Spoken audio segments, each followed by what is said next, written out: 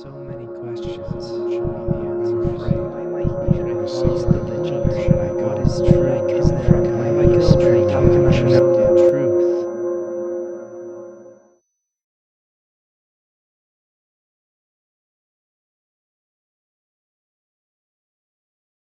Welcome back, everyone, to An Ordinary Search for Truth. My name is Nate, and here it is, conclusion part 2, where we're really going to get into the heart of what this video series is all about. I'm so excited. What I'll be presenting today in this video is absolutely life-changing, and I hope that you see it as such. Here at the end, after 7 in-depth videos, what can we ultimately take away from this series, from this information? How can understanding awareness and its 3 states change the way that we perceive ourselves in reality? And as a result, how we live our lives? Well, all of our problems, our suffering, our feeling of not being enough, and our search for relief from these things ultimately comes down to a misidentification of self as a result of viewing reality through a processed or filtered view rather than how it really is. We have forgotten our true nature, and we've lost the unconditional satisfaction that we knew in a time before we can remember. But all is not lost. The first step to overcoming this is realizing that this is what is happening. You don't have to label the activity of processing or thought as bad. That's just more processing that you're participating in. It's a naturally arising phenomenon that's part of our particular experience as awareness. But the beautiful thing is that you can start to once again see the infinite, unified reality that is appearing in each moment before the activity of thoughts and judgments and imaginations about it habitually draw your attention away. You can remember that what you are is that unified reality. You can actually feel in your direct experience that you are not the limited, separate, small little thing that you call a person stuck battling against the forces of infinitely vast and uncaring universe. But instead, you are the entire universe imagining that it is this. This realization is possible. And all it requires is recognizing that thoughts about reality are not an accurate representation of what reality actually is. Thoughts, by nature, separate and divide reality with imaginary lines into conceptual chunks that can be described and measured and talked about. But this isn't the original reality, only the processed one that we've created in our minds. Seeing your thoughts for what they are will naturally soften them, and they'll become a little bit quieter because they can only borrow their sense of reality from what's actually real, which is you. And so if you stop giving them this reality, this attention, then they will eventually fade, and your vision of reality, or more importantly, of yourself, will begin to clear. I'd planned on showing a similar process of polarization that happens when we process what we perceive to be the outside world. This was going to be part 7 through 9, but the primary focus of this series is awareness and understanding how we process what we consider to be the external world is just going to continue directing our attention toward processed reality instead of toward the true nature of reality, which can only be experienced directly within yourself. So I decided to skip this explanation and instead focus on parts 10 and 11. Part 10 was going to be titled The Unity of Duality, Seeing Polarity for What It Is, which I think I've already covered pretty well.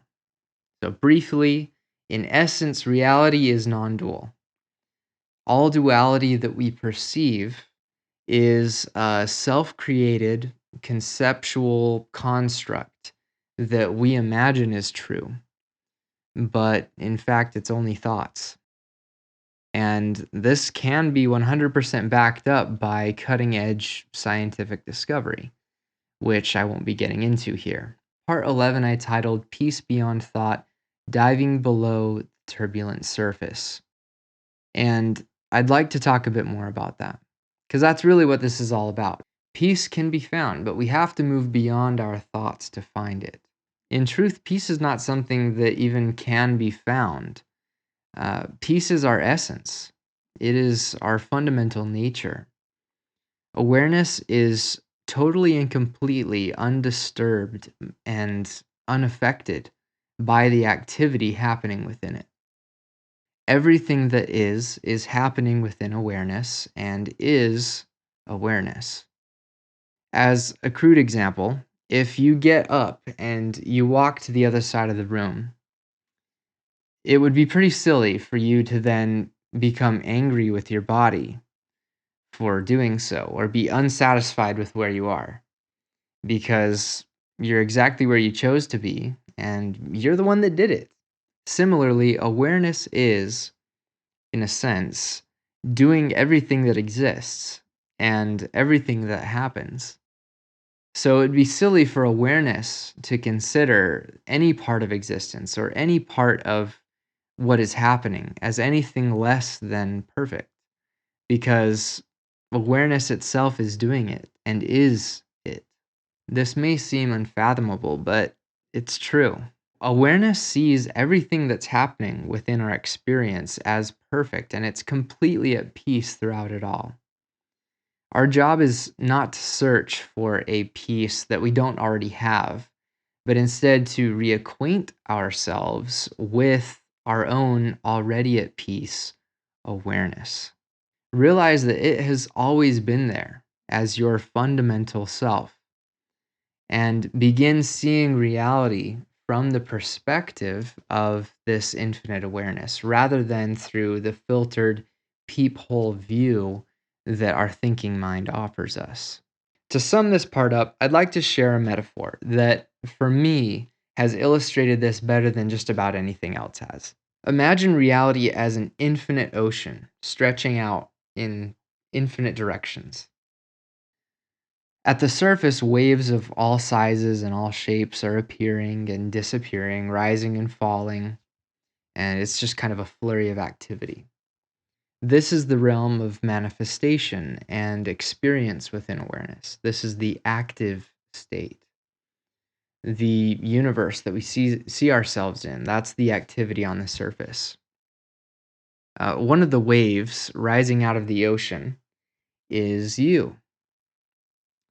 When it first began to rise, this you could think of as when you were born, and at some point it will collapse, and that's, you can imagine, as your death. So your entire life is this wave rising and falling. When it rises up, it might start to think, wow, there's so much happening here.